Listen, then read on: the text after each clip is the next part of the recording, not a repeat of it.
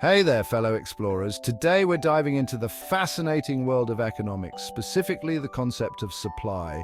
Don't worry, it's not as complicated as it sounds.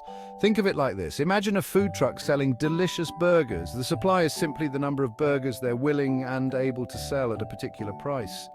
Let's say the food truck offers a juicy cheeseburger for $5. They might be willing to sell 50 burgers at that price, but if they raise the price to $10, they might be able to sell 100 burgers because they'll make more profit. See, supply is all about how much of something people are offering, and the price plays a big role in that decision. Think about it. If you were selling lemonade on a hot day, wouldn't you be more inclined to make a bigger picture if you could sell each cup for $2 instead of $1?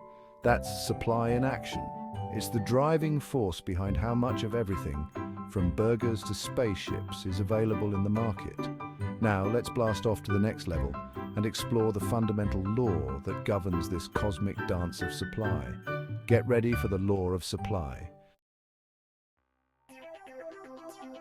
Remember that cool new video game everyone's talking about? Let's say it costs $60. Now imagine you own a video game store. If the game is flying off the shelves and you can't keep them in stock, wouldn't you want to order more?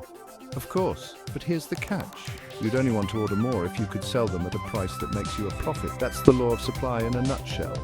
It states that as the price of a good or service increases, the quantity supplied also increases, all other things being equal. In simpler terms, the higher the price, the more of it sellers are willing to offer. Think about our video game example. If the game's price suddenly jumps to $80 because of high demand, wouldn't you be tempted to stock up on even more copies? After all, the potential for profit just got a whole lot bigger. This principle applies to almost everything around us. From the clothes we wear to the cars we drive, the law of supply plays a crucial role in determining how much of something is available. But hold on. Before we get too comfortable, let's explore some crucial assumptions that underpin this cosmic law. The law of supply, like any good law, comes with a few rules. These rules are called assumptions, and they're important because they help us understand when the law of supply works best. One crucial assumption is ceteris paribus, a fancy Latin term that simply means all other things being equal. Think of it like this. If we want to see how the price of pizza affects how much pizza places make, we can't suddenly change how much pepperoni costs or how many people want pizza. We have to keep everything else the same to isolate the relationship between price and quantity supplied. Another key assumption is the profit motive. This one's pretty straightforward. Businesses, like our video game store owner, are in it to make money. They're driven by the desire to earn a profit, which means selling their goods or services for more than it costs them to produce or acquire them. So the law of supply operates under the assumption that businesses want to make money, and we're only changing the price of the good in question, not anything else that might affect supply. But what are those other things that can influence supply? Buckle up, because we're about to explore the factors that can shake things up. Section 4. Beyond price. What else makes supply shift? We've seen how price can make the supply of goods and services go up or down, but price isn't the only factor in this cosmic dance. Just like a spaceship needs more than just fuel to fly, supply is influenced by a whole constellation of factors. One major player is the cost of production. Let's go back to our burger food truck. If the price of beef suddenly skyrockets, maybe aliens developed a taste for cows. The food truck owner might have to raise their burger prices or reduce the number of burgers they're willing to sell to maintain their profit margin. Technology also plays a crucial role. Imagine a new invention allows the food truck to cook twice as many burgers in the same amount of time. This technological leap could lead to an increase in supply, as the food truck can now produce and sell more burgers at the same cost. Other factors can also influence supply, like the number of sellers in the market, government regulations, and even natural disasters. For example, if a massive heat wave wipes out a significant portion of the world's coffee crops, you can bet your favorite latte will become more expensive and harder to find. Here's Section 5. The supply curve. A picture worth 1,000 burgers.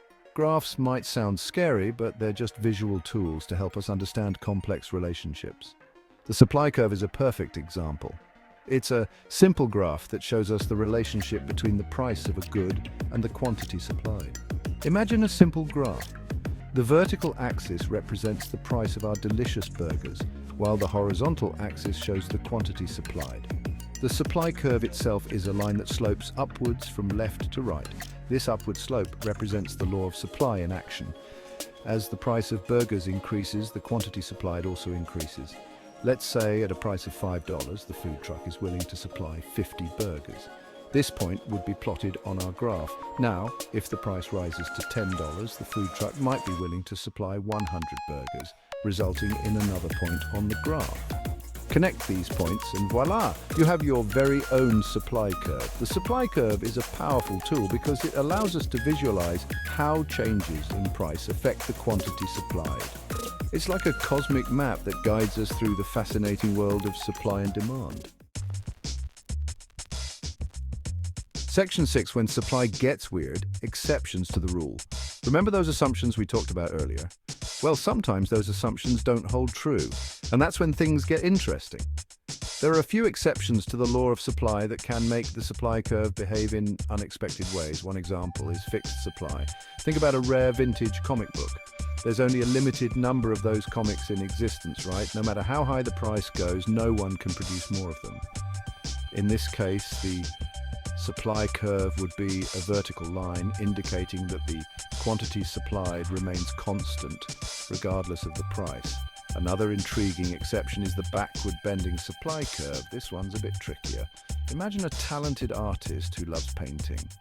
Initially, as the price for their artwork increases, they might be motivated to paint and sell more. However, there comes a point where the artist is already earning more than enough money and might actually prefer to work less and enjoy their wealth. In this case, the supply curve could bend backward, indicating that at very high prices, the quantity supplied might actually decrease. These exceptions to the law of supply remind us that economics is not an exact science. Human behavior, with all its quirks and complexities, plays a significant role in shaping the forces of supply and demand.